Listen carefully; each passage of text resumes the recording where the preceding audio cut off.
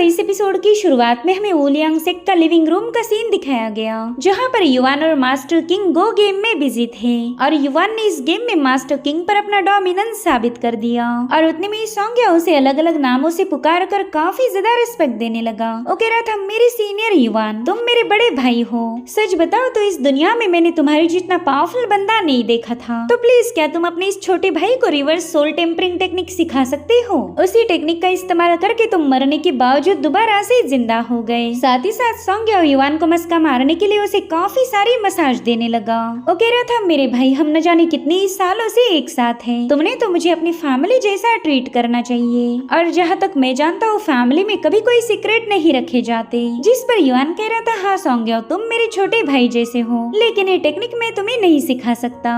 अगर तुम्हें इसकी ट्रेनिंग करनी है तो सबसे पहला तुम्हें मरना होगा। तो बताओ, क्या तुम वाकई इस टेक्निक के खातिर मरने के लिए तैयार हो? जिस पर सॉन्ग्या कह रहा था, मेरे भाई, बस एक ही बार मरना है ना, फिर तो कोई मसला नहीं। मैं तो बड़ी खुशी के साथ अपनी जान देने के लिए तैयार हूँ। तुम तो बस मुझे इतना बता दो कि मुझे मरना कैसे है। और उसके बाद अपना डैगर युवान के सामने पेश करते हुए कहने लगा कि क्यों ना तुम अपने हाथों से ही मेरा काम तमाम कर दो।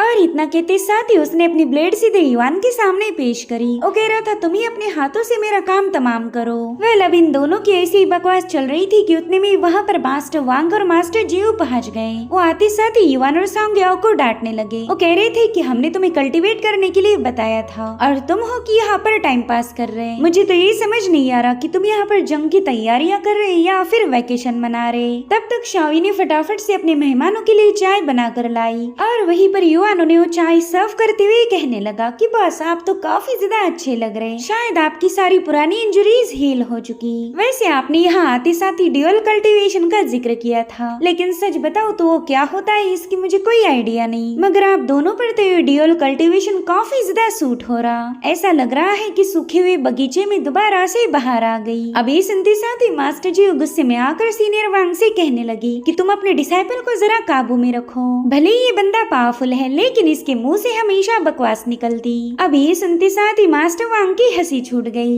दरअसल युवान इन दोनों को उनके रिश्ते को लेकर चिढ़ा रहा था। वैसे तो मास्टर वांग को इसमें काफी ज्यादा मजा आ रहा है, लेकिन अपनी गर्लफ्रेंड का दिल रखने के लिए वो जानबूझकर युवान को डांटने लगे। और फिर जैसे उन्होंने चाय पी, वो दोगुनी स्पीड से उनकी हलक से बाहर आ गई। वो मास्टर जियो से कह रहे थे कि देखो, तुम्हारे डिसाइपल भी किसी काम की नहीं, इसने चाय की जगह जहर बना दिया। सो इस तरह से 1 महीने के बाद इनकी रियूनियन हुई और अब यहाँ पर मास्टर वांग युवान से पूछ रहे थे कि बताओ तुम्हारा क्या प्लान है। तुम्हारे कहने पर मैंने अपर 3 सेक को 3 महीनों का वक्त दिया था और अब ऑलरेडी हमारे हाथ से 1 महीना निकल चुका है, मगर फिर भी तुम काफी ज्यादा रिलैक्स हो। ना ही तुमने अपनी कल्टीवेशन को इम्प्रूव किया और ना ही कोई प्लानिंग बनाई और अब हमारे पास बस 2 ही महीने बाकी हैं। जिस पर युवान कह रहा था कि 2 महीनों का वक्त तो काफी लंबा है। अपर 3 सेक को मिटाने के लिए मैं उतना लंबा इंतजार नहीं कर सकता। आपको तो पता ही है, मैं अपने दुश्मनों को जिंदगी जीने की ज्यादा मोहल्लत नहीं देता।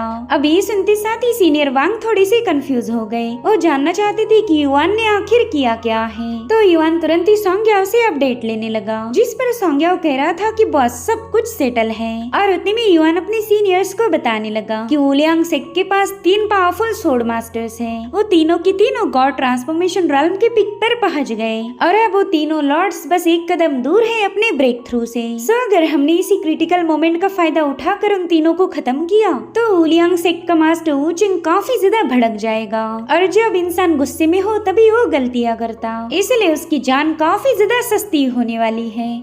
इधर इन तीनों मास्टर्स को भी पता चल गया था कि युवान उन्हें मारने की फिराक में है। साथ ही वो इन तीनों को फिनिश ऑफ करके वूलियांग सेक को पूरी तरह से कमजोर बना देगा और उतने में युवान के प्लान के अकॉर्डिंग उन तीनों मास्टर्स पर अटैक होना शुरू हो गए। वेल, इन सारे हमलों का जुगाड़ युवान ने ही सेट किया था। किसी पर बहुत ही जोरों से थंडर बरसने लगी, जिससे वो बंदा काफी ज्यादा तड़प रहा था। इनफैक्ट उसकी बॉडी पर भी क्रैक्स पड़ना शुरू हो गए। ऐसा लग रहा था कि उस बरसने वाली थंडर के चलते इसकी बॉडी एक्सप्लोड हो जाएगी। वहीं पर हमें सेकंड सोर्ड मास्टर दिखाया गया, जिस पर कि क्रिम्सन फायर से अटैक हो रहा था। वहाँ पर क्रिम्सन पार्टिकल का एक बहुत बड़ा टोर्नेडो क्रिएट हो जाता है, जिसे देखकर ही वो मास्टर पैनिक हो गया। वहीं पर तीसरी सोड मास्टर भी इस सिचुएशन में स्ट्रगल कर रही थी। और अब इसी यहीं पर कट होकर हम मास्टर जियो को देख पाते हैं, जो कि युवान से कह रही थी कि तुम एक जाने माने असासिन हो। तुम जिस भी पैंतरे का इस्तेमाल करके लोगों को मारते आ रहे उसके बारे में पूरी दुनिया जानती। सो अगर ऐसे में तुमने उन तीनों पर हमला भी किया तो पूरी तरह से तैयार होंगे। उन्हें पहले से ही पता होगा कि कल्टीवेशन के दरमियान तुम उन्हें खत्म करने की कोशिश करोगे। जिस पर युवान कहने लगा कि किसी को खत्म करना कितना ही मुश्किल क्यों ना हो, लेकिन उसे मारने का कोई ना कोई तरीका जरूर होता है। अगर तुम सही तरीके का और प्रिसाइज मेथड का इस्तेमाल करो तो नथिंग इज इम्पॉसिबल। उन्हें मारना किसी मच्छर को मारने जितना आसान हो सकता।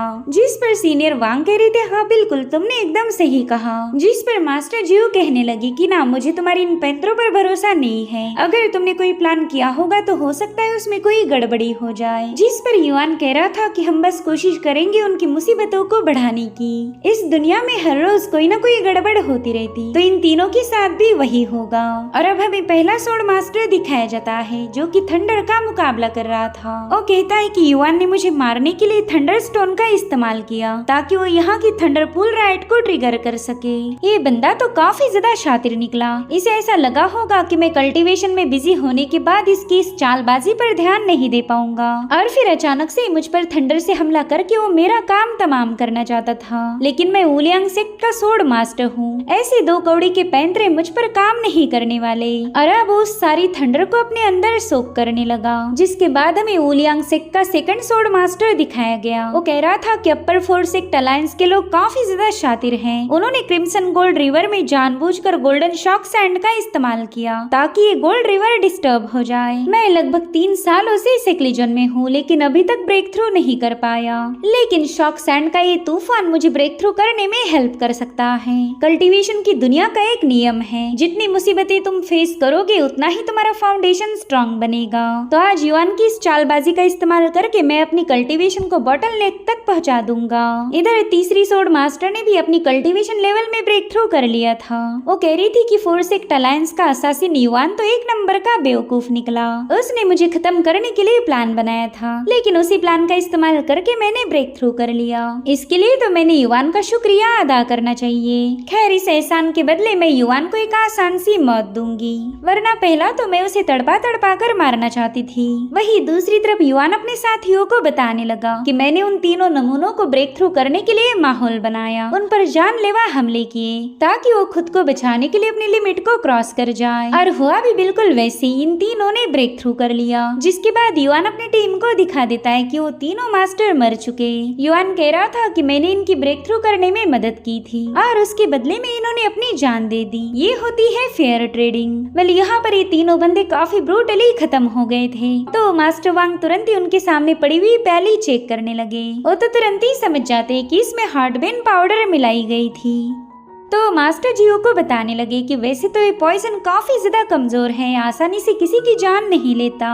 इनफैक्ट अगर गलती से किसी बंदे ने इसे कंज्यूम भी किया तो भी उस पर कोई सिम्टम नजर नहीं आएगा। लेकिन इस हार्टबेन पाउडर की एक खासियत है, ये जानलेवा तब बनेगा जब तुमने कल्टीवेशन में हाल ही में लेवल अप किया हो। किसी भी रन पर ब्रेक थ्रू करने के बाद हमारी फाउंडेशन बिल्कुल स्टेबल नहीं होती। उसे स्टेबल होने में और हमारी क्योटिक एनर्जी सप्रेस होने में थोड़ा सा वक्त लगता, और अगर ऐसे में उन्हें हार्टबेन पाउडर दिया जाए तो कुछ ही सेकंड्स के अंदर उनकी मौत हो जाएगी। वहीं पर सोंग्या उनके बटुए चेक करते हुए बताने लगा कि इन तीनों सोर्ड लॉर्ड ने काफी सालों से ब्रेक थ्रू नहीं किया था। इन्हें तो ऐसा लग रहा था कि इनकी कल्टीवेशन पूरी तरह से स्टैग्नेंट हो गई। लेकिन मेरे भाई जियांग युआन ने इनकी मदद की। पहला इन्हें ब्रेक थ्रू करवाया और फिर इनका असैसिनेशन किया। ये लोग सेलिब्रेट कर रहे थे और फिर खुशियां मनाते मनाते ही मारे गए। अब ऐसी शानदार मौत भला किसे ही नसीब होती। मेरे भाई जियांग युआन और मैंने इनके लिए ऑलरेडी वाइन प्रिपेयर करके रखी थी, ताकि ब्रेक थ्रू करने के बाद जब लोग जश्न मनाने लगे तभी इनका काम तमाम हो जाए। और गाइस, इसी से पता चलता है कि जियांग युआन कितना बड़ा खतरनाक असासिन है। इनफैक्ट मास्टर किंग भी जियांग युआन की इस प्लानिंग की तारीफ करने लगी। वो कह रही थी कि बिना खून खराबा किए तुमने इन तीनों का काम तमाम कर दिया। तुम्हारे पास ह्यूमन नेचर और परफेक्ट टाइमिंग इन दोनों की अंडरस्टैंडिंग है। जिस पर जियांग युआन कहने लगा कि मास्टर किंग, आप तो बेवजह ही मेरी तारीफें कर रही, अभी तक हमारा काम पूरा नहीं हुआ। हमें तो अभी भी अपने आखिरी मेहमान का स्वागत करना है, इसलिए तो हम वुलियांग सेक्ट में आए थे। क्यों सही कहा ना मैंने मास्टर वुचेंग, और उतने में ही वहाँ का दरवाजा ओपन हो गया। मास्टर वुचेंग तो गुस्से में तिल मिला गया। वो युवान से कह रहा था कि तेरी इतनी जरूरत कैसे हुई कि तू यहाँ आकर मेरे सोर्ड मास्टर्स को खत्म कर दे, लेकिन जियांग युवान इस पर कोई जवाब नहीं देता। उसे तो वुचेंग का चेहरा देख कर ही मजा आ रहा था। और उतने में वो मास्टर अपनी पावर्स को रिलीज करते हुए युवान से कहने लगा कि तूने एक नहीं बल्कि बार बार मेरे वुलियांग सेक्ट को ह्यूमिलेट किया है। आज तक इस कल्टीवेशन की दुनिया में किसी ने इतनी हिम्मत नहीं की थी कि वो मेरी सेक्ट की तरफ आंख उठा कर देखे, मगर तूने तो हर लिमिट को क्रॉस कर दिया। तूने 4 सेक्ट अलायंस फॉर्म करके अपनी ही मौत को बुलावा भेजा है, और आज तेरे साथ साथ मैं इन सभी लोगों को मौत के घाट उतार दूंगा। इतना कहते साथ ही मास्टर वुचेंग ने वहाँ पर एक जबरदस्त धमाका कर दिया। वेल एक्सप्लोजन इतना ज्यादा खतरनाक था कि वो पूरा इलाका काफी तेजी के साथ शेक होने लगा। मास्टर वुचेंग ने देखा कि वहाँ पर काफी सारा धुआं है, लेकिन उसे पूरा यकीन था कि युवान और उसके साथी मारे गए। वो कह रहा था कि सिर्फ इतनों की कुर्बानी से कुछ भी नहीं होने वाला। मैं तुम्हारे चारों सेक्ट को पूरी तरह से जड़ से मिटा दूंगा। तुम्हारे सेक्ट का नामो निशान इस धरती से वाइप आउट हो जाएगा। और उतने में वहाँ का धुआं छटते साथ ही उसे युवान की आवाज आई। वो कह रहा था कि ये जो वाइप आउट वाला डायलॉग था ये तो मेरा है, तूने तो मेरा डायलॉग भी चुरा लिया। इनफैक्ट आज तक जितने भी सेक्ट मेरे हाथों बर्बाद हुए मैंने उन्हें धरती से वाइप आउट कर दिया। खैर ये तो हो गई मजाक की बातें, सच बताओ तो मैं तुम्हारा ही इंतजार कर रहा था। और अब युवान ने अपनी सोड बाहर निकालते हुए उससे सवाल पूछा कि बताओ फिर तुम किस तरह से मरना चाहते हो। तुम्हारी हर एक ख्वाहिश को प्रिसाइजली फॉलो किया जाएगा। लेकिन उतने में मास्टर किंग वहाँ पर पहुँच गई। वो कहती युवान इस बंदे को मैं अपने हाथों से मारना चाहती हूँ। मेरे शी सोड मैनर पर इसका कर्जा है जो कि मुझे चुकाना होगा। जिस पर मास्टर वुचेंग कहने लगा कि 10 सालों पहले मैंने बस तुम्हारे सेक्ट की सीक्रेट सोड पर कब्जा किया था, और उसके बदले में शी सोड मैनर के लगभग आधे डिसाइपल्स को जिंदा बख्श दिया। अब अगर उस इंसिडेंट को याद किया जाए तो ऐसा लगता है कि मैंने तुम पर कुछ ज्यादा ही रहम दिखाया था, लेकिन मैं दोबारा वो गलती नहीं करने वाला। आज शी सोड मैनर का एक भी बंदा सरवाइव नहीं करेगा। जिस पर मास्टर किंग कहने लगी कि तेरे जैसे 2 टके के चोर के मुंह से ऐसी बातें अच्छी नहीं लगती। शायद तुझे याद नहीं, हमारे शी सोड मैनर में एंटर करने के लिए तू 3 महीनों तक हमारे सामने घुटनों पर रहा था, और फिर 3 महीनों के बाद मैंने तुझ पर रहम दिखा के तुझे शी सोड मैनर में एंटर करने का मौका दिया। हमें तो लगा था कि तू हमारी सीक्रेट टेक्निक सीखना चाहता है, लेकिन तू तो हमारी सीक्रेट सोड चुरा कर भाग निकला। जिस पर वुचेंग कहने लगा कि उस वक्त तो मैं बस शी सोड मैनर के ग्रैंड मास्टर से मिलना चाहता था ताकि मैं उससे स्पेशल सोड टेक्निक का मैनुअल हासिल कर पाऊँ, लेकिन तुमने तो हर बार मेरा रास्ता ब्लॉक किया। तुम्हारे मैनर में आने के बाद मुझे काफी ज्यादा जलील होना पड़ा था, लेकिन इतने सालों के बावजूद भी तुम्हारे शी सोड मैनर के ग्रैंड मास्टर हमारे सामने नहीं आए। मेरे ख्याल से वो बुढ़ा ऑलरेडी मर चुका होगा। और अब उसने हवा में फ्लोट करते हुए अपनी एक सोड टेक्निक को एक्टिवेट कर लिया। वो कह रहा था कि आज मैं तुम्हारी शी सोड मैनर को पूरी तरह से डिस्ट्रॉय कर दूंगा। उसके बाद सोड पाथ पर बस मेरे वुलियांग सेक्ट की ही ट्रू अथॉरिटी होगी। और इतना कहते साथ ही वुचेंग ने अपनी हजारों फ्लाइंग सोड से मास्टर किंग पर हमला कर दिया, मगर ये बंदी तो काफी ज्यादा रिलैक्स थी। इनफैक्ट वो तो वुचेंग के अटैक को बिल्कुल भी काउंटर करने की भी कोशिश नहीं करती, क्योंकि वहाँ पर शी सोड मैनर के बहुत ही खास पर्सन की एंट्री हो चुकी है। दरअसल ये है शी सोड मैनर के ग्रैंड मास्टर। उसने आते साथ ही अपनी हेवी सोड को जमीन पर पटक दिया, जिसमें से काफी स्ट्रॉन्ग सोड ऑरा रिलीज हो रही थी। वहाँ पर तो मानो एनर्जी का एक बहुत बड़ा तूफान आया था, और उसी एनर्जी ने बड़ी तेजी के साथ वुचांग की सभी फ्लाइंग सोड्स को डिस्ट्रॉय करते हुए उसे जमीन पर पटक दिया। साथ ही हम देख पाते हैं कि उस पूरे इलाके में तबाही मच गई। उस ग्रैंड मास्टर की सोड एनर्जी ने हजारों मीलों तक डैमेज कर दिया, और इसी से हम अंदाजा लगा सकते कि ये बंदा कितना ज्यादा पावरफुल होगा। वहीं पर वुचांग भी एक गड्ढे में जाकर गिर चुका था, और अब वो जैसे तैसे खुद को संभालते हुए पूछने लगा कि आखिर ये बंदा है कौन। तो मास्टर किंग दोबारा से अपनी सीक्रेट सोड को हासिल करते हुए वुचांग को बताने लगी कि तुम हमारी शी सोड मैनर के ग्रैंड मास्टर से मिलना चाहते थे ना, तो ये लो तुम्हारी ख्वाहिश पूरी हो गई। जिसे तुम मरा हुआ समझ रहे थे वो खुद तुमसे मिलने आ गए। और इसी के साथ एपिसोड यहीं पर एंड हो जाता है। Thank you so much for watching. Bye bye, take care.